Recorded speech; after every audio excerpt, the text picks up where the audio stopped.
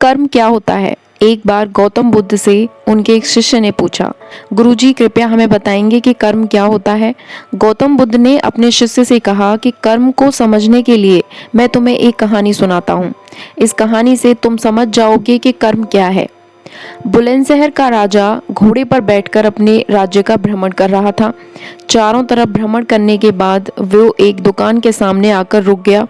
रुकने के बाद राजा ने अपने मंत्री से कहा कि मंत्री जी, मालूम नहीं क्यों लेकिन लगता है कि इस दुकानदार के लिए कल ही फांसी की सजा सुना दूं, इसे मृत्यु दंड दे दूं। मंत्री राजा से इसका कारण पूछ पाते इससे पहले राजा आगे बढ़ गए। मंत्री ने इस बात का कारण पता करने के लिए अगली सुबह भेष बदला और आम जनता का रूप लेकर दुकानदार के पास पहुंचा। दुकानदार चंदन की लकड़ी बेचने का काम किया करता था। मंत्री ने दुकानदार से पूछा कि उसका काम कैसा चल रहा है।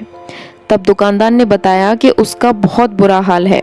लोग उसके दुकान पर आते हैं, चंदन को सूंघकर उसकी प्रशंसा करते हैं, लेकिन खरीदता कोई नहीं।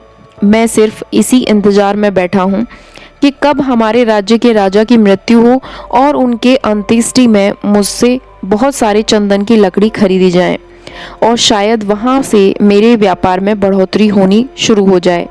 मंत्री को सारी बात समझ आ गई कि यही वह नकारात्मक विचार है जिसने राजा के मन को भी नकारात्मक किया है। वह मंत्री बहुत बुद्धिमान था। उसने सोचा कि मैं आपसे थोड़ी चंदन की लकड़ियां खरीदना चाहता हूँ।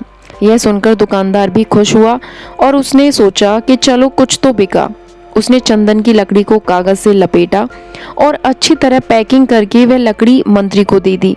मंत्री अगली सुबह चंदन की लकड़ी लेकर राजा के दरबार में पहुंचे और राजा से कहा कि महाराज, वह जो दुकानदार है उसके आपके लिए तोहफे के रूप में चंदन की लकड़ी भेजी है।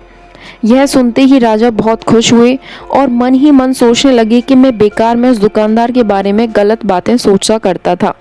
उसने चंदन की लकड़ी को हाथ में लिया। उसमें बहुत ही अच्छी सुगंध आ रही थी। राजा इससे बहुत ही खुश हुए और उसमें दुकानदार के लिए मंत्री के हाथों सोने के सिक्के भिजवाए। उसी आम जनता का रूप लेकर मंत्री अगले दिन सोने के सिक्के के साथ दुकानदार के पास पहुंचा। दुकानदार बहुत खुश हुआ और उसने सोचा कि मैं राजा के लिए कितनी गलत बातें सोचा करता था। राजा तो बड़े ही दयालु हैं। ये कहानी जब खत्म हुई तब गौतम बुद्ध ने अपने शिष्यों से पूछा कि अब आप बताएं कि कर्म क्या है। शिष्यों ने उत्तर देते हुए कहा कि शब्द ही हमारे कर्म है। हम जो काम कर रहे हैं वही हमारे कर्म है। जो हमारी भावनाएं हैं वही हमारे कर्म है। गौतम बुद्ध ने सभी शिष्यों के जवाब सुनने के बाद कहा, आपके विचार ही आपके कर्म हैं। अगर आपने अपने विचारों पर नियंत्रण करना सीख लिया तब आप महान बन जाते हैं। जब आप अच्छा सोचते हैं तब आपके साथ भी अच्छा ही होता है।